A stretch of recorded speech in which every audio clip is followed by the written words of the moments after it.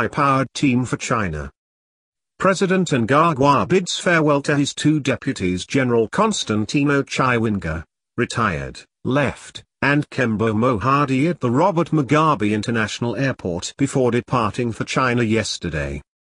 President Mnangagwa is leading a delegation of 10 cabinet ministers and about 80 private sector business executives to China as his administration seeks to unlock opportunities and bolster efforts to turn around the economy.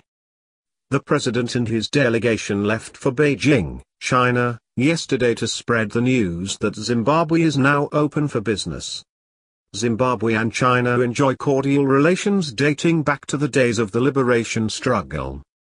The high-powered engagement has been preceded by Economic Joint Commission meetings between officials from the two countries held in Beijing last Thursday and followed by a meeting of ministers chaired by Zimbabwe's Foreign Affairs and International Trade Minister Lieutenant General Sibusiso Moyo, retired, and his Chinese counterpart yesterday. In an interview from Beijing yesterday, Lieutenant Gen Moyo said President Mnangagwa was traveling with several business executives from the private sector since they were the anchor of the country's economy.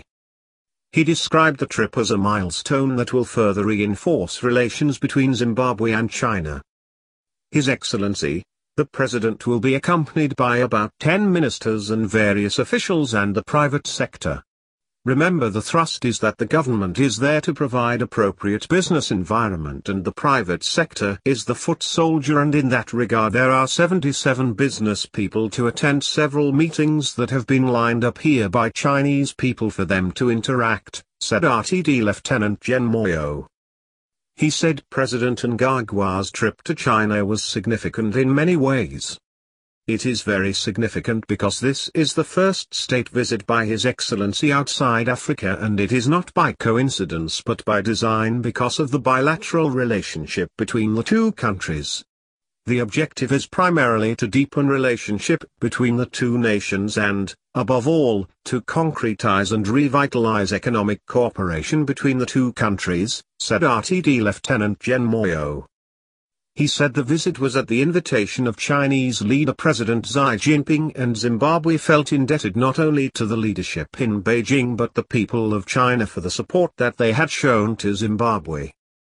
The visit has also been preceded by a joint commission of the two countries on March 29, 2018, attended by officials in Beijing, which was followed by a meeting of ministers which I chaired with my Chinese counterpart, he said. Several deals would be signed aimed at enhancing cooperation between the two countries, said RTD Lieutenant Gen Moyo.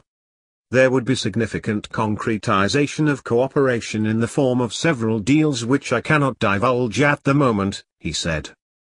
President Mnangagwa is also expected to hold meetings with senior Communist Party of China officials. The Chinese embassy in Harare indicated last Friday that the engagement would culminate in the announcement of a huge package to advance President Mnangagwa's development agenda. President Mnangagwa paid tribute to China, which stood with Zimbabwe alongside Russia at the United Nations Security Council, as the two countries vetoed a motion by the United States aimed at getting the UN to impose sanctions on Zimbabwe. Some of the projects China is implementing include the construction of a new Parliament of Zimbabwe building and a pharmaceutical warehouse, among other projects. Chinese contractors recently completed work on the expansion of the Kariba South Power Station, which saw an additional 300 megawatts being added to the national grid. Vice President General Constantino Chiwenga, RTD, is the acting president.